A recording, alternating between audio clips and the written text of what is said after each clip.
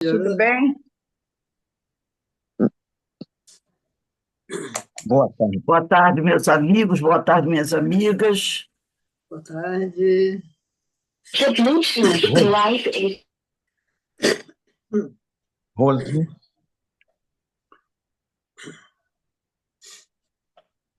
Rose, posso Boa dar uma tarde. palavrinha?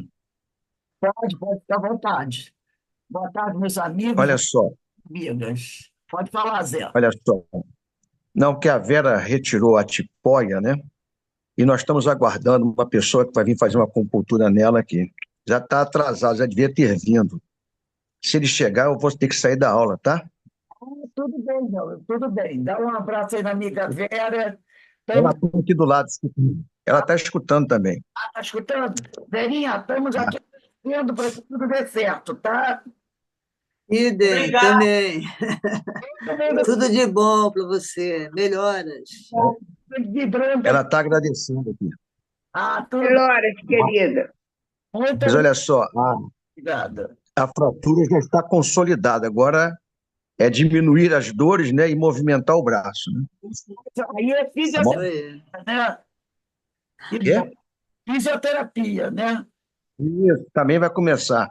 É que a nossa Isso aí. fisioterapeuta está um pouquinho ocupada essa semana.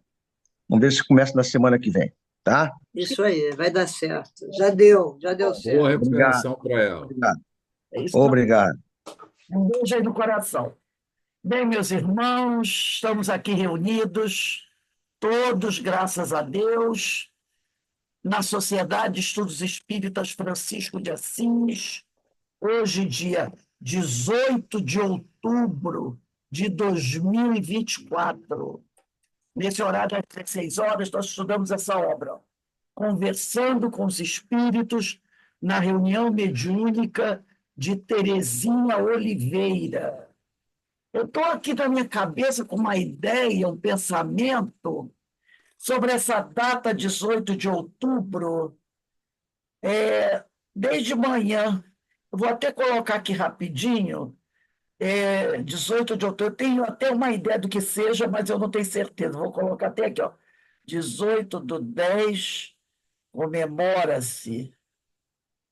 Eu estou com uma coisa aqui. Ah, claro! O quê? Dia de Ah, São Lucas, o dia do São médico. Lucas. Ai, De manhã eu estou Eu assim, já falei, eu já falei hoje com a minha filha, com meus filhos, nem lembrei. São Lucas. Ah, legal. é outro espírito que eu tenho grande admiração, é Lucas.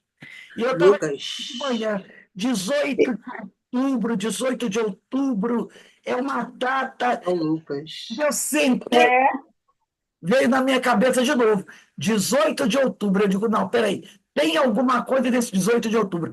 É o dia do médico, né? eu não recebi nada de ninguém. Ai, gente, meus tenho um monte Em homenagem, aqui, ó, o dia do de médico, médicos. 18 de outubro, em homenagem a São Lucas, padroeiro dos médicos. São Lucas, um dos quatro evangelistas do cristianismo, né? Foi conhecido por ser médico e escritor. E ele, né, foi o grande Então, São Lucas, olha, companheiro de Paulo de Tarso, aquele que esteve com Paulo de Tarso até o fim da sua caminhada, né? E ele só não foi preso junto com Paulo, porque no dia anterior ele tinha sido chamado. Olha como são as coisas, né? Ele foi chamado por uma pessoa para ir dar um socorro a alguém durante a noite. Então ele foi, justamente, e como naquela época, né, para você ir ali e voltar, levava às vezes 24 horas, ele foi. E nesse interim que ele foi, Paulo é preso. E quando ele retorna, a casa está vazia. E aí ele percebe que ele não pode fazer mais nada e ele vai embora de Roma, né? E continua a pregar o evangelho. Ele também é que deu aos cristãos esse nome, cristãos, que significam caminheiros. Caminheiros. E também tem uma passagem muito bonita quando Paulo está assim, abalado, né? Porque já se sentindo sozinho, cansado, doente. Ele diz assim: todos me abandonaram, só Lucas está comigo. Então, no final, Paulo diz isso: só Lucas está comigo, né? E ele, como ele era grego, ele deu, né, o nome cristãos a todos aqueles que seguiam Jesus. Porque o nome de Jesus era Jesus, né? Então, ele deu o nome de cristãos àqueles, Yeshua, né? Quer dizer, Yeshua, Jesus. Então, ele deu a todos aqueles que seguiam Cristo o nome de cristãos. Ele que escolhe esse nome, ele é que estará ao lado de Paulo até o último momento, como amigo, como médico, né? Como discípulo. Então, desde manhã na minha cabeça estava assim, 18 de outubro, e quando eu sentei agora, Que veio bom, que bom. dia de São Lucas, Compartilhou conosco. Isso é bom. primeiro grupo espírita. Denise deve lembrar, o primeiro grupo espírita que eu tive, antes mesmo do CEOI, antes do CEOI, eu tive um grupo espírita. Era grupo Espírita São Lucas. Isso lá em 1990, 1991. Não sei se a Denise está lembrado, nós nos reuníamos no do salão de festas do nosso condomínio, que era o Bloco 5. E era lá embaixo, no salão do Bloco 5, e se reunia o grupo de estudos espíritas São Lucas. Foi o primeiro São Lucas. Maravilha. então, aí, quem sabe o São Lucas não é agora o nosso Francisco de Assis, né? Então, foi o primeiro grupo que eu tive espírita, antes mesmo do céu existir. Era o Grupo Espírita São Lucas. Eu já dava meus voos, sim. Mas foi um grupo que fez um estudo durante 2 anos, né? Tinha, inclusive, evangelização infantil, que era a Aninha Brito e a Denise, né? Que eram as evangelizadoras. Ana Brito, meu filho Pedrinho, tinha 6 anos, por aí. E o Alexandre, também da Denise, né?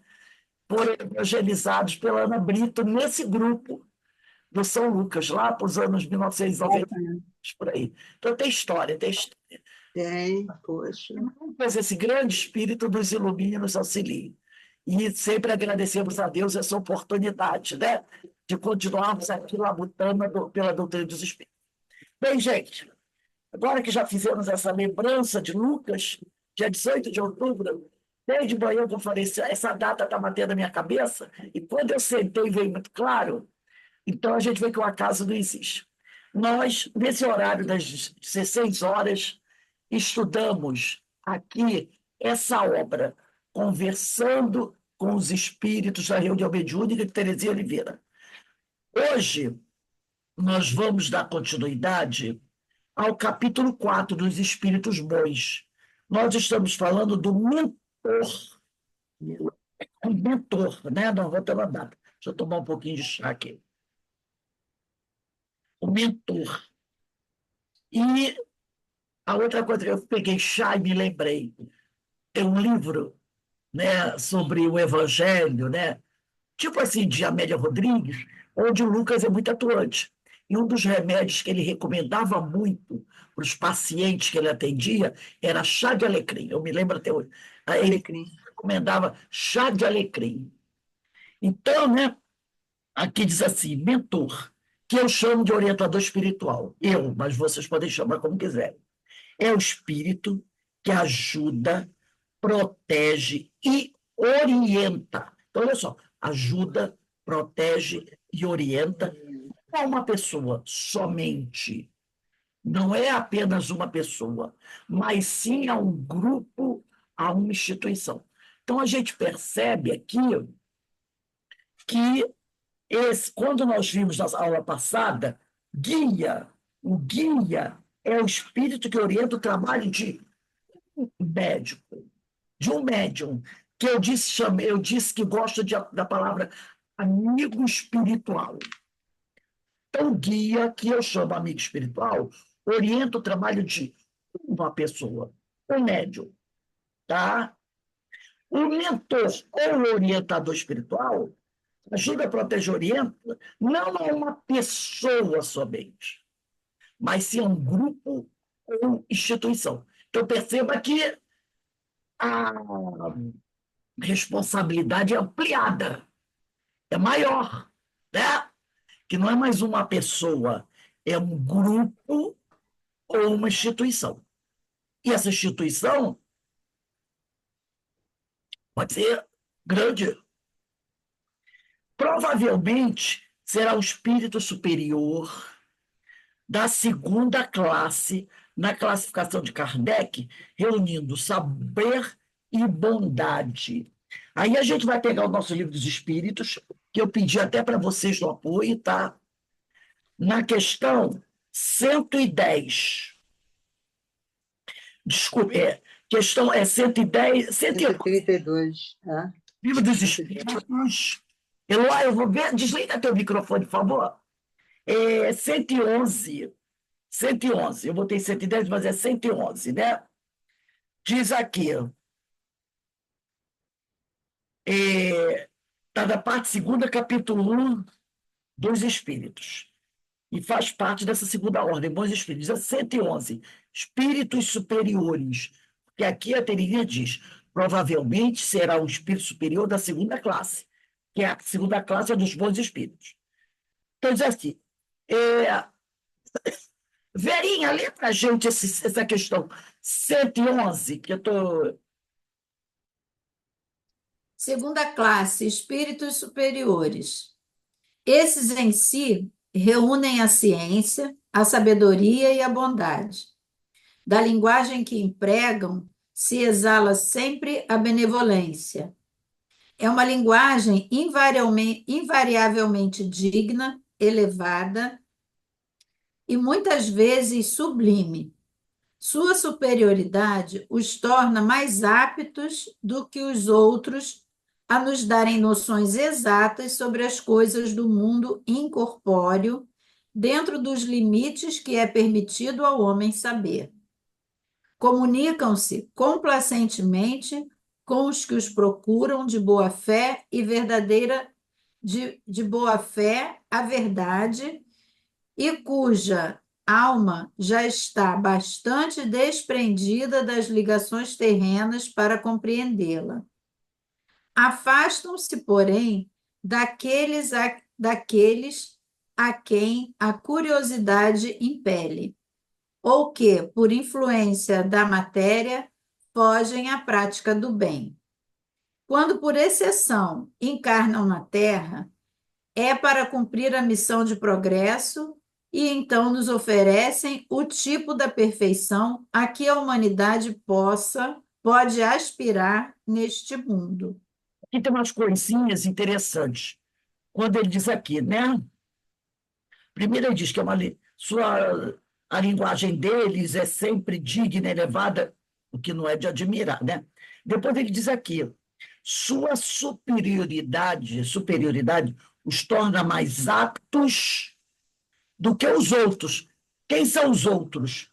Os espíritos benévolos, de sabedoria, os superiores, né? Então, sua superioridade os torna mais aptos do que os outros a nos darem noções exatas sobre as coisas do mundo incorpóreo.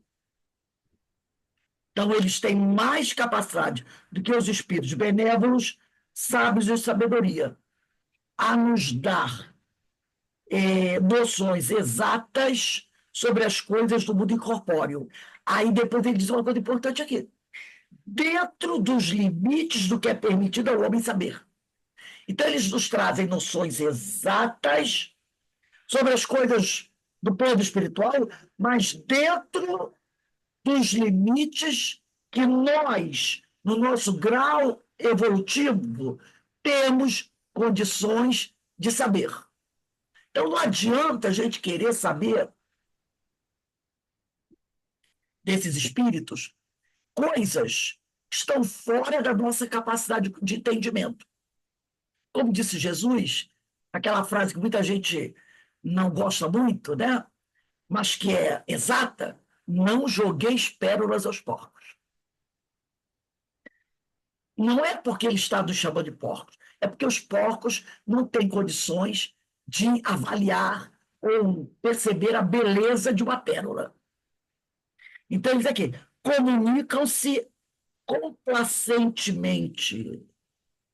Quer dizer, não tem, eles estão sempre, né, amorosos para se comunicar conosco, com que os procuram de boa fé a verdade, e cuja alma já está bastante desprendida das ligações terrenas.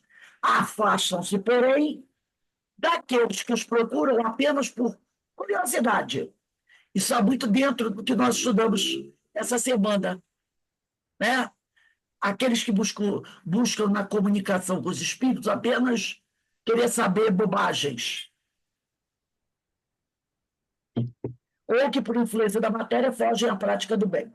Esses são aqueles que a Terezinha Oliveira, que nesse item mentor do capítulo 4, os espíritos bons, diz que são os espíritos que protegem, orientam, não a uma pessoa somente, mas sim a um grupo ou instituição, né?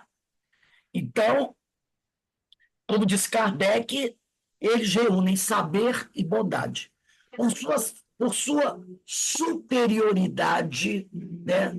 Por sua superioridade,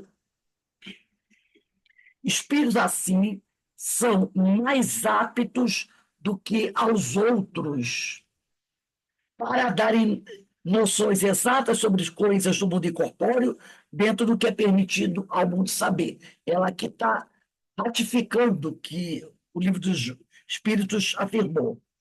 Verdadeiros técnicos da difícil ciência da alma. Seu trabalho é silencioso e sereno. E seu nome, por vezes, desconhecidos, né? Então, nós, que muitas vezes adoramos querer saber quem é esse espírito que dirige os trabalhos da nossa casa.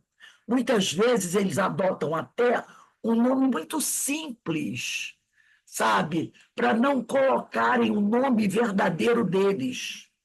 Que imagine, né? Imagina, vocês sabem que o orientador espiritual de uma casa, vamos imaginar, seja um Paulo de Tarso. Um Paulo de Tarso. Porque na Terra, até então, nós só conhecemos um espírito puro. Ah, para que o espírito se torne puro, tem muita, vamos dizer assim, água para correr debaixo da ponte.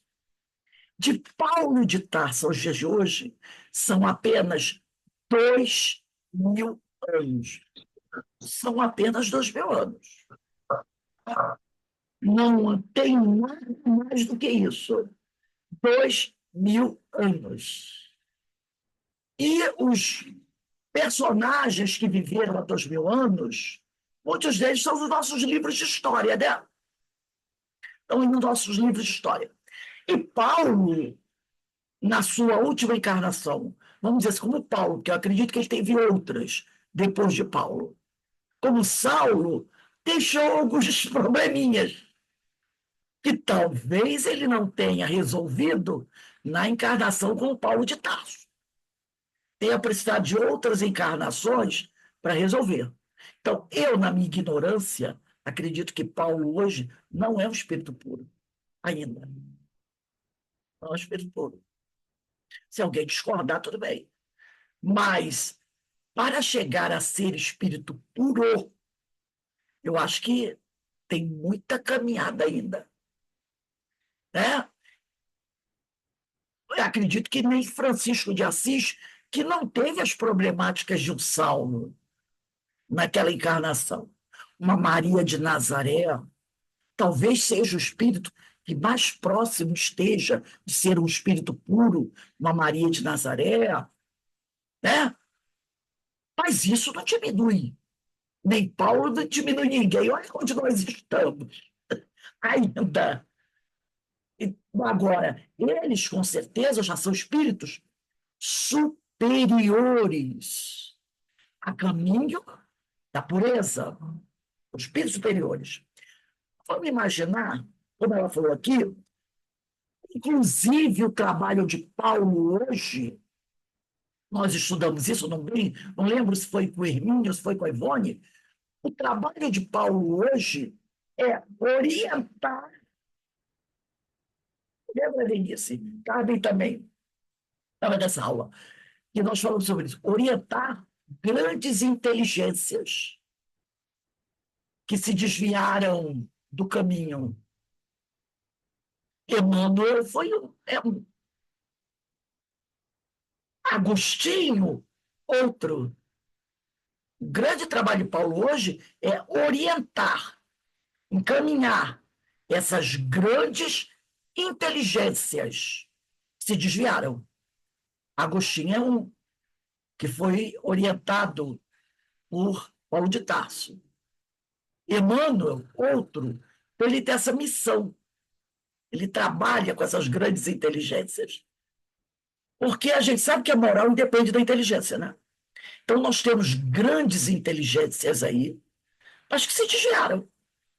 E o dia que essas grandes inteligências estiverem a serviço do Cristo, olha o espetáculo que vai ser. Olha o espetáculo que será.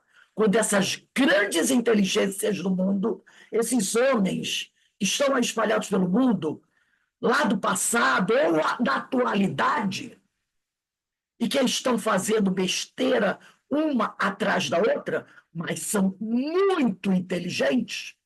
Já imagina quando essas mentes, essas grandes inteligências, e que estão desviadas para o mal, estiverem trabalhando para o Cristo. Por quê? O que eles fazem, potencial eles têm. Lembra de Saulo? Que Jesus falou, é meu vaso escolhido. Imagina a cabeça dos discípulos do Cristo. Quando ele disse que Saulo era o vaso escolhido dele. E os caras olhavam para Saulo e viam o quê? O cavaleiro do Apocalipse. Cavaleiro do Apocalipse. Tanto que todo mundo fugia dele, com medo de irem para a prisão, de morrerem, como muitos morreram. E Jesus dizendo, é o meu vaso escolhido. E vira para Ananias e diz, Ananias, vai lá ajudar aquele homem. E Ananias, quando sabe o nome do homem, pergunta, Senhor, tem certeza? Tem certeza que o senhor quer que eu vá lá? Ainda mais que ele está aqui, porque ele veio atrás de mim, achando que eu desviei a noiva dele. Mas Jesus disse, e Ananias disse, eu vou, senhor, eu vou. Mas se fosse de escolha só de Ananias, será que Ananias teria levantado o dedinho? Se Jesus dissesse assim, quem quer ir até lá ajudar Saulo, que está perdido? Será que Ananias diria assim, eu vou. Claro que não, tinha um medo dele. E Jesus dizia, meu vaso escolhido. A pessoa deve ter pensado, não é possível, tem alguma coisa errada. Mas era força que ele tinha, né? Decisão, viril, determinado, tinha as características que Jesus precisava para um trabalhador. Mas estava cheio de raiva, de ódio, né? De revolta e remorso. Ele disfarçava, né? Que grande coisa era remorso, porque ele sabia que ele tinha sido o grande culpado pela morte de Abigail. Sabia que ele era. Mas é aquela coisa, até que você reconheça que é o culpado, o que você faz? Joga a culpa para todo mundo, né? Arruma logo alguém para jogar a culpa.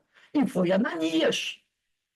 Porque quando ele chegou e soube, quando ele voltou, achando que ele estava fazendo assim, tipo assim, eu vou lá, vou perdoar Abigail, e vou dizer que eu a perdoo e quero que ela fique, seja minha noiva novamente. Ele foi assim, quando ele chega lá, encontra ela doente. E aí, o padrasto dela, que estava cuidando dela, disse para ela, olha, ela conheceu um cristão chamado Ananias, que a fez seguir o Cristo. Ah, é aquele Cristo que envolveu Estevão e que me fez perder o rumo das coisas. Aí ele focou toda a raiva dele em quem? os cristãos e Ananias. Tanto que ele disse assim, procurou saber onde Ananias estava. Ficou sabendo que ele estava caminho de Damasco, ele disse o quê? Vou para lá atrás daquele homem. O que vocês acham que ele ia fazer se ele encontrasse Ananias? E a estrada de Damasco não aparecesse na estrada da frente dele? Ananias já era. Ananias, mas aí Jesus deu um pare na caminhada dele, um stop. E aí a história mudou, né? Então, ele hoje, eu acredito que seja o espírito superior, Paulo. Mas voltando ao que a gente está falando, vamos dizer que hoje uma instituição qualquer estivesse sob a orientação de Paulo de Tarso, revelada assim, né? Será que aquelas pessoas que fazem parte desse grupo não ficariam um pouco assim lisonjeadas demais ao saber que o orientador espiritual, mentor da sua casa era Paulo de Tarso ao vivo e a cores? Não é? Nós ainda somos muito fracos. Porque alguém pergunta assim, quem é o orientador espiritual da sua casa? Paulo de Tarso, ele já deu uma comunicação para a gente. Já pensou? Ficaríamos. Então, talvez esse orientador espiritual, que poderia ser o Paulo de Tarso, diria assim, qual o nome do senhor? Ah, eu sou o João. João. Ou outro nome qualquer, né? Me chame de Floriano. Ah, o mentor espiritual da minha casa é Floriano dos Santos. Quem foi Floriano? Não. Aí, ele poderia dizer, não, foi um espírito que viveu aqui, fez o bem ali, não sei o que, não sei o que, não sei o que. Floriano dos Santos. E, de repente, Floriano dos Santos seja o Paulo de Tarso. Lembra de Mesmer? Quando ele passou a receita da pomada do Dr. Pedro para o Dr. Bezerra e pediu que o Dr. Bezerra entregasse aos homens? O Dr. Bezerra passou a receita para João Nunes Maia. Isso foi o Chico que revelou mais tarde. Que o que o Mesmer falou para o Dr. Bezerra, disse assim, não quero que ponha meu nome na pomada. Pomada do Mesmer, jamais. Põe um nome bem simples. Dr. Bezerra, pode deixar. Pomada do vovô Pedro. Quem não conhece a história vai imaginar que vovô Pedro é Mesmer? Até porque vovô Pedro, né? Lembra o quê? Nossos irmãos africanos, não é? Doutor Bezerra, pode deixar. Pomada do vovô Pedro. Mas a receita veio de Mesmer. Então, Mesmer não quis. O que Polite Leon Denis Arrivaio fez? Não quis misturar. Ele era um intelectual, um homem de ciência. Ele disse, não vamos misturar as estações. Coloca o nome de uma encarnação que eu tive lá entre os druidas. Allan Kardec. Tá bom. Entendeu? Então, esses grandes espíritos querem essa mídia social. Então, muda meu nome, bota outro nome, até para nos ajudarem. Então, ele diz aqui, e a Terezinha diz, né? Verdadeiros técnicos da difícil ciência da alma, seu trabalho é silencioso e sereno, e seu nome, por vezes, desconhecido. Ele até pergunta, por que você quer saber o nome? Mas ele sabe que nós temos essa dificuldade, né, de nos relacionarmos com alguém sem falar o nome. A gente gosta do nome. Então, já foi o que Joana de Ângelo disse para Divaldo. Divaldo disse, qual o nome desse quando, né? Ele não sabia que era uma mulher, o espírito é feminino.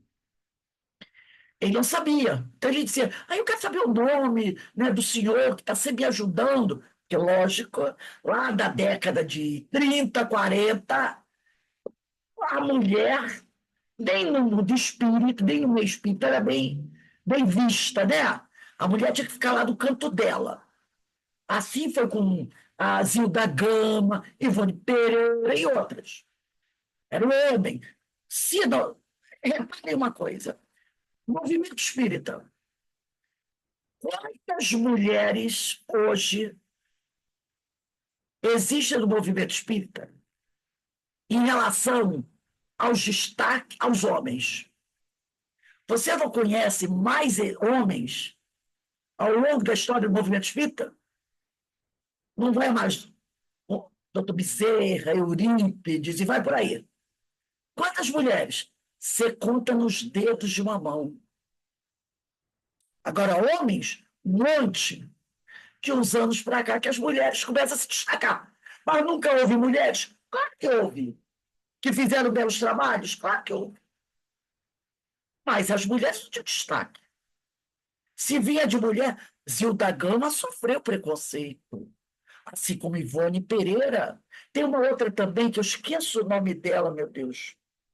Que fizemos até um trabalho durante anos no domingo, com os livros dela. Se alguém lembrar aí, eu esqueço.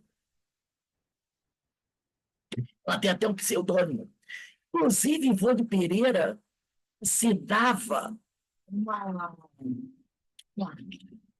ela era articulista de um jornal nos anos 30, 40, onde ela assinava como homem. Ela assinava como homem, tá? Assinava como homem. Porque se ela entregasse para o jornal artigos como mulher, tinha sempre alguém com o olho torto. Ah, mulher, entendeu? Então, ela assinava como se fosse um homem, né? Então, o número de mulheres é muito pequeno em relação a ao número de mulheres, né? Então, você conta Neném, Ivone Pereira, Zilda Gama, uma grande médium, tá?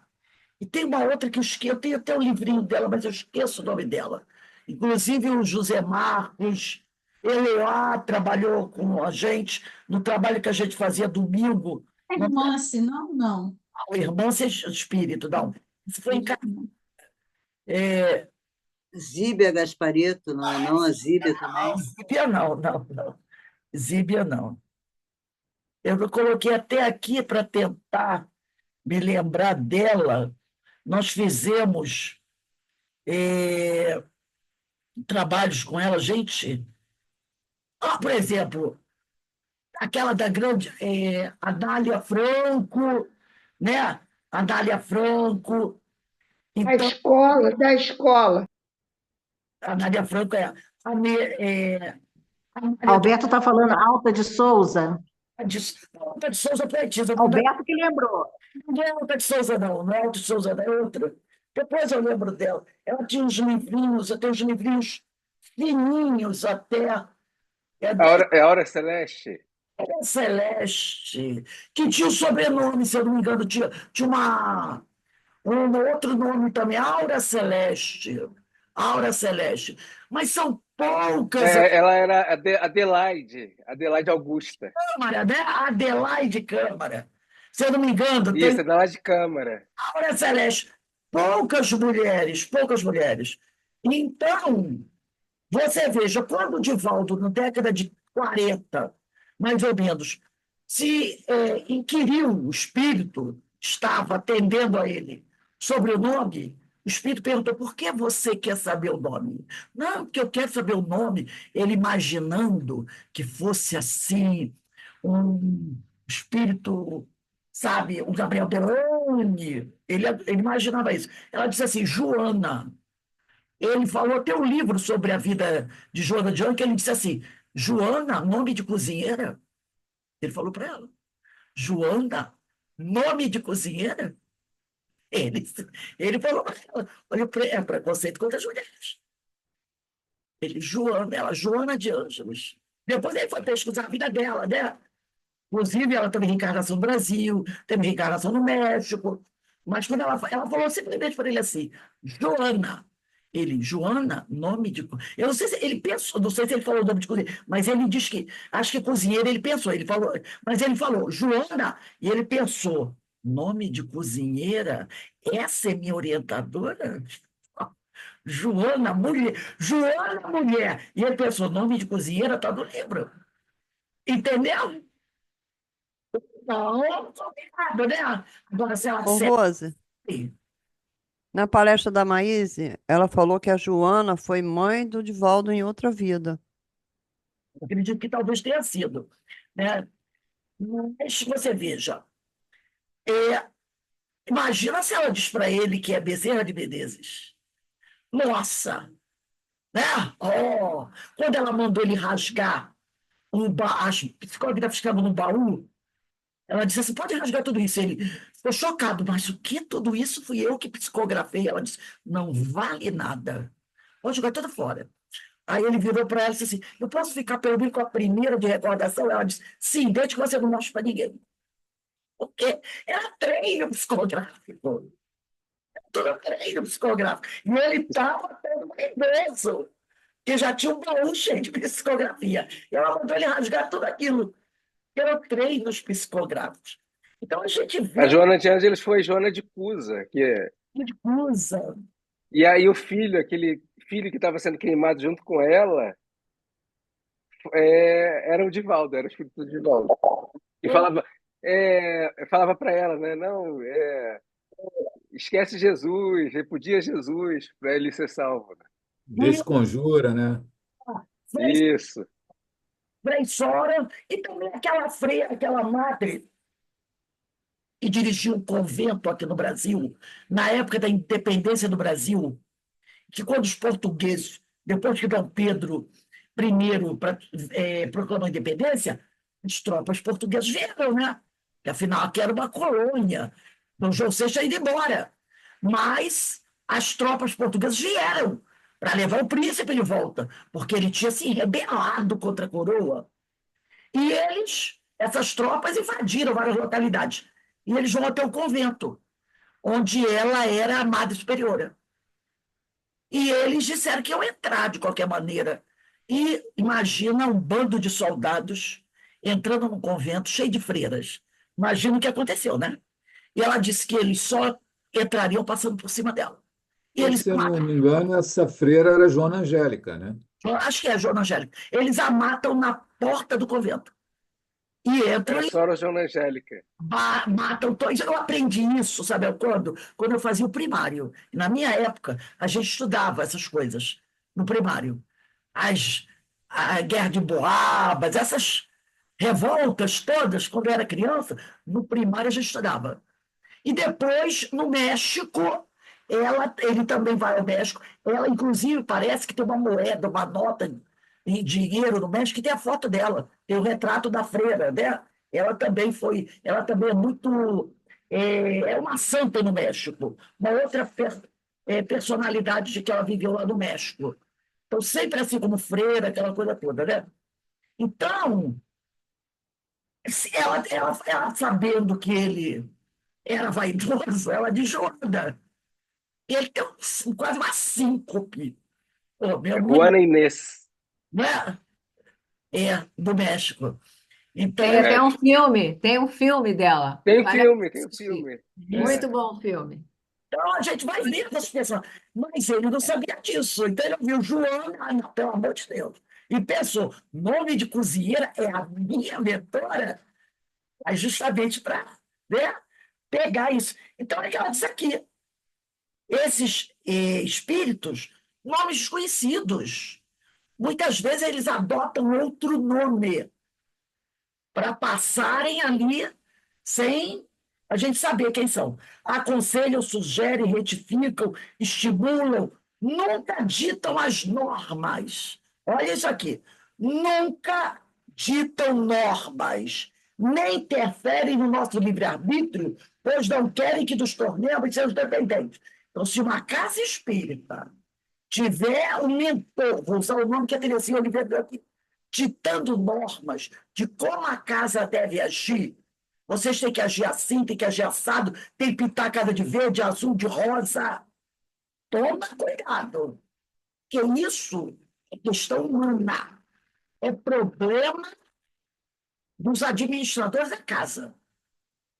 O espírito superior não vai se meter nas regras disciplinares no regimento interno da casa.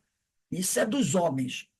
Não nos obrigam a ritos, fórmulas rígidas e insubstituíveis, com preces determinadas, símbolos místicos, vestes especiais. A gente sabe que tem algumas casas espíritas, ou espiritualistas, mas que se dizem espíritas, que colocam vestes especiais.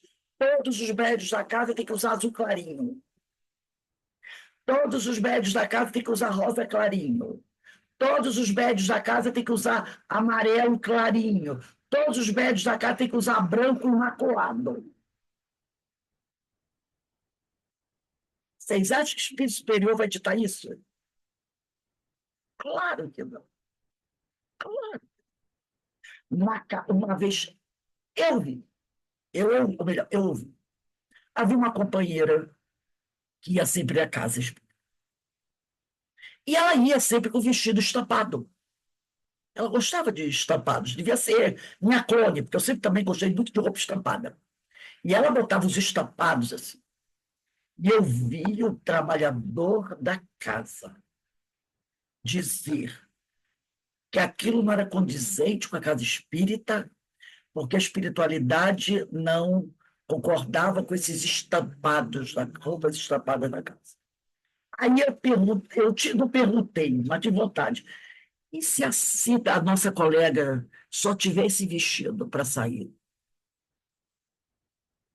Porque quando eu era criança, vivíamos numa situação muito apertada. E minha mãe só tinha um vestido para sair. Tinha vestido para andar em casa. Mas quando a gente saía, ela ia ao médico, qualquer coisa, ela só tinha um vestido. Então ela sempre saía com aquele mesmo vestido. Só tinha um vestido para sair. E se aquela companheira só tem aquele vestido, que talvez tenha sido doado por alguém, e ela, para sair para médico, para ir no mercado e para ir na casa espírita, ela só tem aquele estampadão. Vai dizer, Ô, Rose, oi, fale. então, a primeira casa espírita que eu passei, ela tinha essa questão de roupa, não era assim que todo mundo tinha que usar o branco, coisa não. Mas tinha cores que nós éramos proibidos de usar, e estampa também. Aí um dia eu fui de gola azul, era um azul muito forte. E aí, todo final de mês, eles faziam uma reunião, né, com os trabalhadores da casa. E aí eu fui suspensa do passe, porque eu estava de gola azul. E outra, eles nos proibiam de ler certos livros, só podia ler o que eles indicavam. Aí, mas já estava aquilo muito sufocante, e foi a primeira, eu achava que era daquele jeito mesmo, né, o espiritismo. Um dia chegou nas minhas mãos um livro chamado Diálogo com as Sombras. E quando eu comecei o livro, eu vi, olha, isso aqui parece que não está condizendo com aquilo que a gente está vivendo nessa casa, né? Aí foi quando eu me retirei e fui para outra. Aí na outra eu me senti até muito livre, porque lá a gente tinha tantas regras que não poderiam fazer e tudo já era afastado. E eu estou sem áudio? Não, eu estou dizendo que Ih, gente. você podia usar a gola azul. É, e eu fui suspensa do passe por isso. Imagina o espírito superior, imagina se isso é possível. O espírito superior dizer assim: vamos fazer a reunião que o espírito superior falou: na casa espírita não pode ninguém usar gola azul, azul fora. Pensa na doutor Bezerra, que é aquele que a gente menos conhece. Que é o doutor Bezerra se reúne e diz assim: vamos determinar que nessa casa só pode usar gola branca, amarela, rosa. Gola azul está proibida. Percebeu? Como tem bom senso, está na cara que esse espírito que dirige essa casa é um espírito que podemos dizer assim, ó, pseudo-sábio. Porque nenhum espírito superior vai dizer que livro você deva ler ou não. Como já disse, leia tudo, conheça tudo, retenha o que é melhor. E ainda mais, livro espírita. Esse livro espírita do Pode deve ser alguém que veio da Inquisição, que tinha aquela lista, né, de livro para fogueira. Você não pode roupa amarela, vermelha, azul, bola azul, bola branca. Pelo amor de Deus. Não é? Ô, Rosa, em É, relação eu a fico remédios, livro, em o livro relação a dos espíritos. remédios, É isso que depende, Márcia. Por exemplo, uma pessoa está passando processos, vamos dizer, está muito desequilibrada ainda, depressões profundas, que toma remédios fortíssimos, não é aconselhável ela trabalhe do passe. Né? Se você, a pessoa, por exemplo, está numa síndrome de pânico, se a pessoa está numa outra síndrome qualquer, está tomando remédio de tarja preta fortíssimo, está em desequilíbrio, não é aconselhável. Mas se a pessoa está em tratamento, equilibrada, toma sua medicação, está tudo bem, aí não tem problema nenhum. É um bom senso que a gente tem que usar. Porque se fosse assim, quase ninguém trabalhava. Porque hoje em dia todo mundo está tomando seus remédios. É para é pressão, verdade. é para refluxo, é para coração, é para isso. Eu, então, não posso responder nada, porque eu tomo tantos. Né? Eu, então, Aham.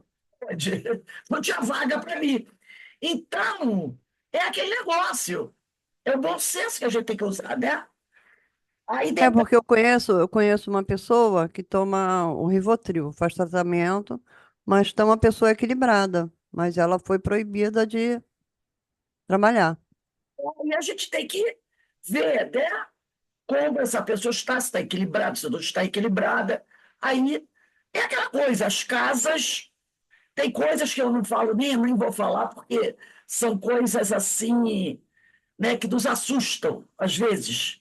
Né? Pessoas que têm uma paralisia do braço porque tiveram um derrame, mas estão tratadas bem, acho que foram proibidas da passe. E aí, é só você fazer o link, né? Por quê? Porque a pessoa vivia com o braço aqui. Aí na cabeça de quem dizia, como é que não vai dar paz? Né? Aí a gente vê os absurdos, dois absurdos, né? Então, mas espírito superior nenhum determina essas coisas, né? A Daisy, essa história da Daisy é realmente assustadora. É assustadora. E mais aconteceu onde? Dentro de uma casa espírita. Não foi na religião dos outros. É na nossa. Né? Como ainda tem casas que dizem que quando você entra, mulheres sentem à direita, os homens à esquerda. Mulher e homem não podem sentar do mesmo lado. Né? Ainda tem essas casas espíritas. A mulher entra, as mulheres têm que sentar aqui. Aí eu pensei, será que é uma sinagoga? Que nas sinagogas tem isso, né? Os homens ficam embaixo e as mulheres ficam em cima, né? Será que é na sinagoga? O cara está pensando que é na sinagoga? Não, no centro espírita ali em Jacarepaguá. Lá eu fui fazer a palestra, minha irmã foi comigo, aí minha irmã sentou do lado, eu sentei do lado dela, o rapaz veio falar comigo, a senhora vai fazer a palestra? Eu disse, sim. A senhora se dirige à mesa, eu sentei. Aí olhou para minha irmã, senhora, por favor, senta do outro lado. Aí você já olhou, né? E a plateia está vazia. Por quê? Não, porque esse lado é só dos homens. A Rosângela olhou para ele, eu ouvi, olhou para mim, me botou sentou do outro lado. Porque daquele lado ali só sentava homem, mulher só sentava do outro lado. Aonde viu isso? Eu pensei, deve ser sinagoga. Deve ser uma sinagoga isso daqui. Então, vamos lá. Depois, e a gente respeita as regras da sinagoga. É regras deles. Mas trazer as regras de outra religião para dentro da casa espírita não tem nada a ver. Tá? Até porque isso para a gente não tem valor nenhum. Espírito não tem sexo. Então, ele diz aqui, ela diz, não nos obrigam a ritos, fórmulas rígidas e insubstituíveis, com preces determinadas, símbolos místicos, vestes especiais. Está aí, Daisy. Não nos obrigam a usar vestes especiais. Depois ele fala dos socorristas. São espíritos medianos, compõem as equipes espirituais, que, sob a orientação dos dirigentes maiores, socorrem os espíritos em necessidade, encarnados ou não. Nessa função de ajudar os que sofrem dores maiores e as suas, eles próprios vão encontrando também a ajuda de que precisam, como assegura a lei divina da fraternidade. Eles ajudam e são ajudados. Nossa atitude para todos eles que nós lemos aqui, né? O guia, o protetor, o mentor, os socorristas. Quando os bons espíritos se manifestam em nossa reunião mediúnica, cabe-nos ouvir com atenção o que nos dizem, analisar suas ideias. Reparou? Analisar suas ideias. Não é tomá-las como a palavra da verdade. Então, ela diz aqui, ouvir com atenção o que nos dizem, analisar suas ideias, indagando o que for necessário para tirarmos qualquer dúvida quanto ao sentido da sua mensagem. Kardec também diz isso, né? Interrogai os espíritos.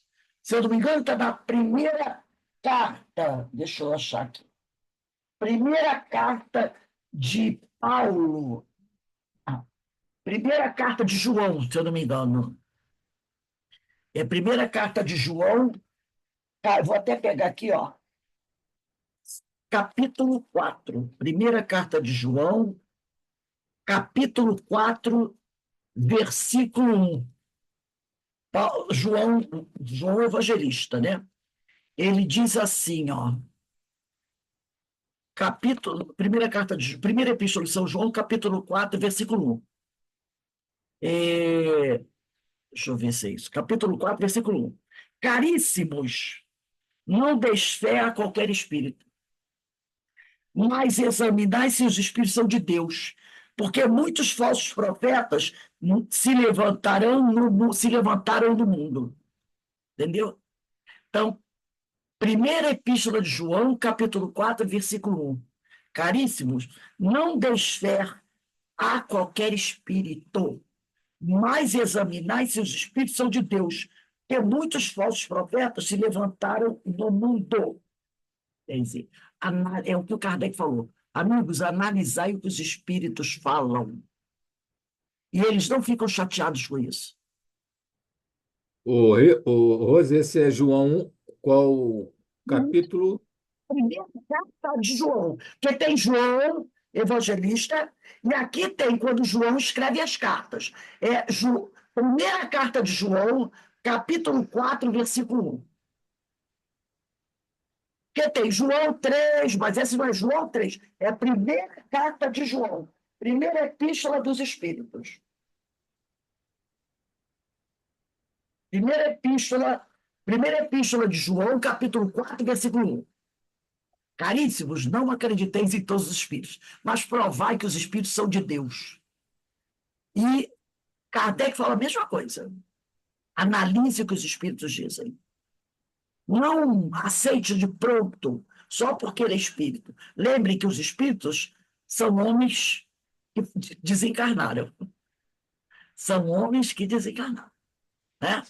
Então, por isso ela diz, ouvir com atenção o que nos dizem, analisar suas ideias, indagando o que for necessário para tirarmos qualquer dúvida quanto ao sentido da sua mensagem.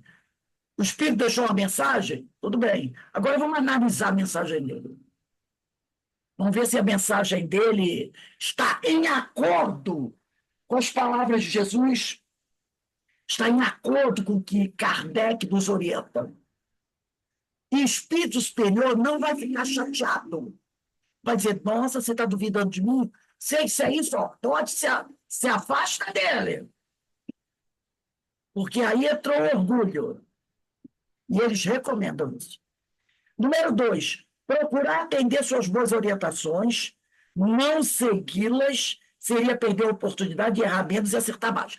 Depois que você tem certeza, depois de analisar a sua mensagem, confirmado que as suas orientações são evangélicas, aí você pode segui-las. 3, cooperar com eles no que estiver ao nosso alcance, pois fazem a sua parte. Mas também nós podemos colaborar para o bem de tudo e de todos. Né? É nossa obrigação. É nossa obrigação. Cooperar com eles no que estiver ao nosso alcance. não é ficar esperando cair do céu, é cooperar com eles no que estiver ao nosso alcance. Pois eles fazem a sua parte, eles fazem a parte deles.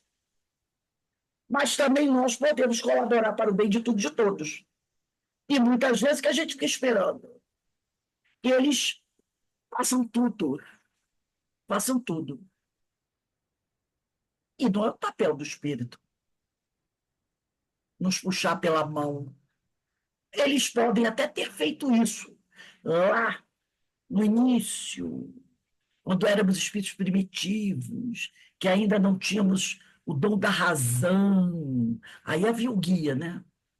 Mas depois do livre-arbítrio, né? Depois que você começou a fazer escolhas, tem uma historinha muito interessante, né, dessas escolhas, que é o seguinte: imagine dois homens neandertais, né, caçando.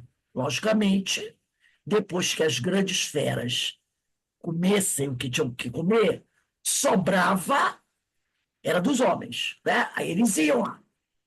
E aí ainda sobrou bons nacos de carne, né? E esses homens tiravam, principalmente, uma coisa interessante. Olha como tudo se encadeia direitinho. Imagine um animal morto. Então tinha os tigres de dentes de sabre, as grandes feras, né, as violentas, e o homem ainda não conseguia enfrentar. Atacavam aquele animal e o matavam. O que esses animais comiam primeiro? As carnes, os músculos. Não é? Muitas vezes o que o homem ia buscar estava dentro dos ossos. O que estava dentro dos ossos? O tutano, não é? E aonde está a grande parte das vitaminas? Não é lá que estavam? Era o que às vezes o homem podia comer. Porque dificilmente se uma grande fera morria na campina, as grandes feras, que hoje em dia não é assim. Quando um animal morre, os maiores predadores o atacam. Vêm os leões, as onças, as hienas, que são bastante atrevidas, mas em bando são perigosas. O animal pequenininho vem quando? Ele vai comer se sobrar alguma coisa. Ele vai comer se sobrar alguma coisa. Era o homem lá primitivo. E aí ele pegava os pedaços de ossos, né, fazia pontas finas e cavava lá para pegar aquele tutano para comer. Aí a historinha diz assim: o dia que haviam dois homens correram lá para pegar o animal, né? Ainda não trabalhavam em bando, ainda não tinham percebido como utilizar o fogo. Um deles pegou um pedaço de carne maior, escondeu para comer à noite. Nesse momento, o homem começou a desenvolver a inteligência. Porque eram dois.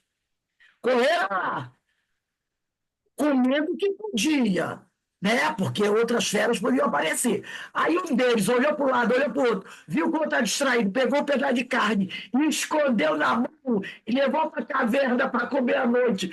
E para não dividir com o outro, está entrando a idade da ração.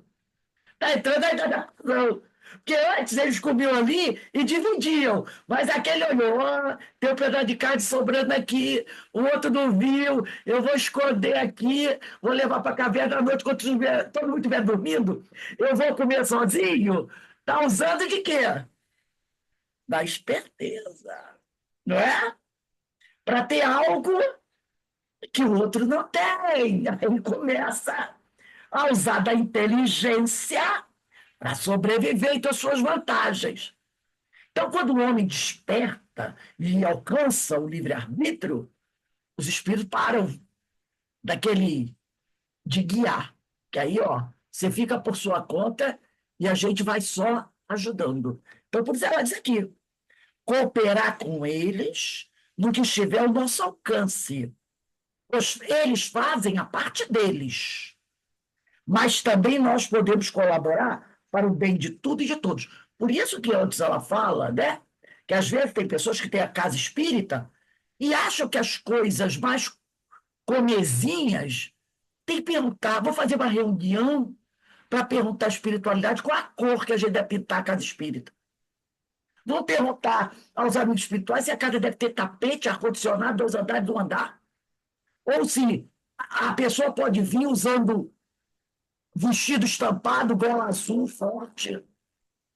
Vocês acham que o espírito superior vai se dar esse tipo de coisa? Claro que não. O Paulo Brandão contava uma história muito interessante, conta até hoje, né? Que havia uma casa espírita que o mentor determinou, o mentor da casa, que todo mundo ali seguia, que uma vez por semana, todos os trabalhadores da casa tinham que ficar em volta da casa de mão dadas. Todo mundo de mão dadas em volta da casa. Como se fosse uma grande roda. Então, envolver a casa espírita. Era uma casa pequena. Então, os trabalhadores faziam aquele grande círculo em volta da casa, né? De mão dadas. E, em certo momento, cada um devia parar, soltar as mãos, pegar uma vela, acender aquela vela para iluminar a casa. E todo mundo fazia isso. Primeiro eles ficavam de mão dada e giravam em torno da casa cantando cânticos que o orientador espiritual, o mentor da casa. Depois eles faziam umas rezas e cada um levava uma velinha, acendia e ficava com sua vela acesa para iluminar a casa. Eram ordens dos mentores da casa. Aí você percebe quem é esse espírito. Leviano, que dominou a casa. E as pessoas não tinham bom senso para perceber isso. Lembra aquele livro, Aconteceu na Casa Espírita? Não, os espíritos dominam, porque as pessoas não usam de bom senso. Né? Não usam de bom senso. Se perguntar para uma pessoa de bom senso, ela diz assim: o senhor não prefere o holofote, não? Ele vai iluminar muito, você está iluminado, vai apertar. O holofote quer vela? E os espíritos, logicamente, diriam que esse bota ele para fora, porque ele está contestando a minha opinião. Falamos sobre isso ontem. E ela encerra o item 4 dizendo: agradecer pela presença e ajuda, a fim de não sermos ingratos e animá-los à continuidade em seu amor meritório e benéfico para a humanidade. Por quê? Porque se o amigo espiritual percebe que a casa prefere dar continuidade àquele tipo de coisa, ele vai embora. Eles vão embora, eu não vou ficar ali. Como também uma vez, vai ter um amigo na época, muitos anos isso, do Centro Espírita Bezerra de Menezes, aquele que tem ali no Pichincha, em Jacarepaguá, Centro Espírita Bezerra de Menezes, um dos mais antigos que tem. Um amigo estava contando num estudo que a gente estava fazendo lá. E havia um mentor espiritual da casa que ele dizia o seguinte: o pessoal da casa podia estudar qualquer livro espírita, só não podia estudar o livro dos médiuns. Porque a parte mediúnica do trabalho da casa era ele que ia ensinar. Era ele que ia ensinar. Então, o pessoal estudava o livro do Espírito, Evangelho, Céu e Inferno, mas o livro dos médiuns, não. Porque o curso do livro dos médiuns, ele é que ia dar. O conteúdo era ele que ia passar. Aí um rapaz entrou na casa, né, e questionou isso. Como? Se ele tá no curso de formação de médiuns, né? Não vai estudar o livro dos médiuns? Questionou o presidente da casa. Sobre isso, ele dizia: é um absurdo, absurdo. Curso que formar médiuns, não poder estudar, não podia, era proibido estudar o livro dos médiuns. Tem que estudar o conteúdo que o orientador envia. Aí o presidente da casa foi falar, o mentor, lá da reunião mediúnica, passou a mensagem do rapaz. E sabe o que o mentor manda fazer? Afasta ele da casa, expulsa ele da casa. E o presidente voltou para esse companheiro e disse para ele: você está convidado a sair da nossa casa. Porque o mentor disse que você não está adequado para trabalhar na nossa casa. E o presidente da casa cumpriu a ordem do mentor. Ele foi afastado da casa, porque ele queria dar o curso do Livro dos Médios, e era proibido dar o curso do Livro dos Médios ali. O que será aí? No curso de formação dos médios. Não podia estudar o Livro dos Médios. Só podiam... O espírito é que ia dizer os temas que eles iam estudar e como iam estudar. O rapaz foi convidado a sair da casa, que era um rebelde. Devia ter chamado ele de comunista, socialista, alguma coisa assim. Um rebelde, porque ele estava querendo estudar o Livro dos Médios. E daí? Então, a gente tem que estar atento a esse tipo de coisa. Pode parecer assim piada, mas essas coisas estão acontecendo hoje. Hoje, nós encontramos casas espíritas com procedimentos semelhantes a esses. Né? Uma vez o José Raul Teixeira contando, ele é muito engraçado, as palestras dele, porque a doutrinação era feita de pacotes na casa espírita. Era assim, tinha os médios ali, então era uma reunião mediúnica, era feita como se fosse um anfiteatro, né? Era aqueles cinemas antigos, a casa espírita, né? Parecia aqueles cinemas antigos. Então ficavam todos os médios ali, mais de 100 médios. Ele foi visitar uma casa espírita assim. Aí ele dava ordem, agora. Aí todos os médios se levantavam. Incorporem. Todos os médios incorporavam. Aí o dirigente da casa dizia lá meia dúzia de palavras: vão embora agora. Aí os espíritos vão embora. Aí falava: médio, sentem, os médios sentavam. Aí a outra pessoa dizia: era de pacote a desobsessão. Aí passava 5 minutos. De novo. Médios, levantem-se. Médios, incorporem. Mas era assim, ele disse que era, ele exagerava, 300 médios. Dizia assim, uns 60, 80, 100 médios. Médios, incorporem. Aí ele dizia umas palavras: agora, espírito, vão embora. Sentem. Aí todos estavam. Ele disse: numa reunião, mais de 3 mil. Sim, sim, de pacote. Ele contando, você ria, você ria. Essas coisas existem. Essas coisas existem. Dirigentes de casas espíritas que nunca leram o livro de Kardec. Se você perguntar como ele escreve o nome de Kardec, ele nem sabe. E faz esse tipo de coisa. Isso não é só na nossa religião. A gente sabe, né? Em todas as religiões, tirando a Igreja Católica, né? De vez em quando tem os padres que fazem umas gracinhas, né? Mas nas pentecostais a gente vê muito disso. Pessoas que nunca fizeram curso de teologia, se tornando pastor, falando palavrão no púlpito. Isso acontece aos montes. Nas igrejas pentecostais, nas casas espíritas, nos centros espiritualistas, na igreja católica, que tem um pouquinho mais de controle, porque são padres. Assim a gente tem os padres bem despreparados. O que acontece? Que as pessoas não querem estudar, não querem se comprometer, querem fazer a religião a sua moda, e a coisa desgringola. Alguém gostaria de comentar alguma coisa?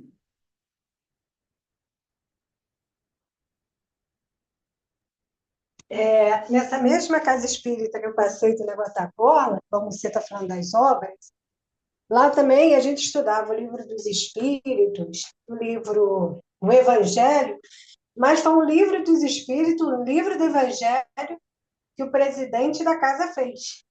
Ele leu, interpretou, fez uma apostila. E a gente só podia estudar pela apostila que ele criou, do livro dos Espíritos e o Evangelho.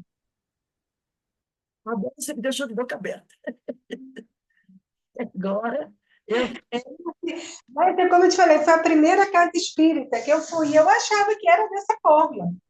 Eu fiquei lá 2 anos e meio e eu achava que o espiritismo era isso, né?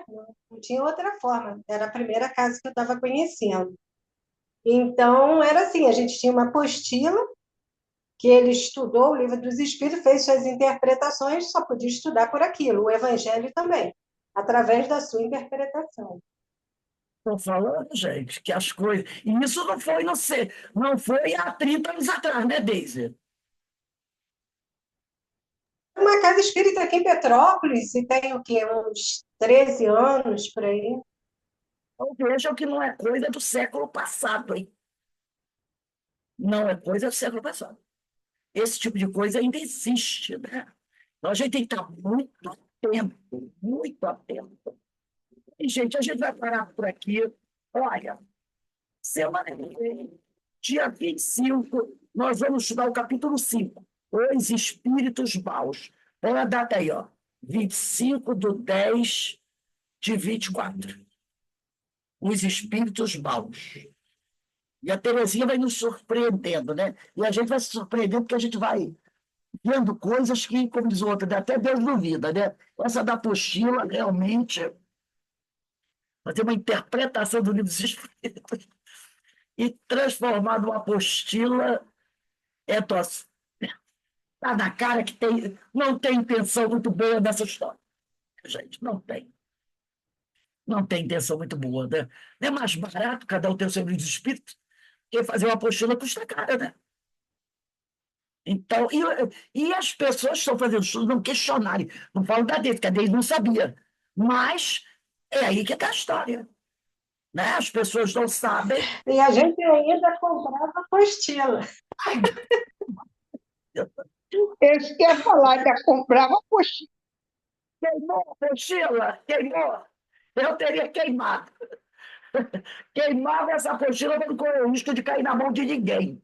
Porque se cai na mão de alguém, é até um perigo, né?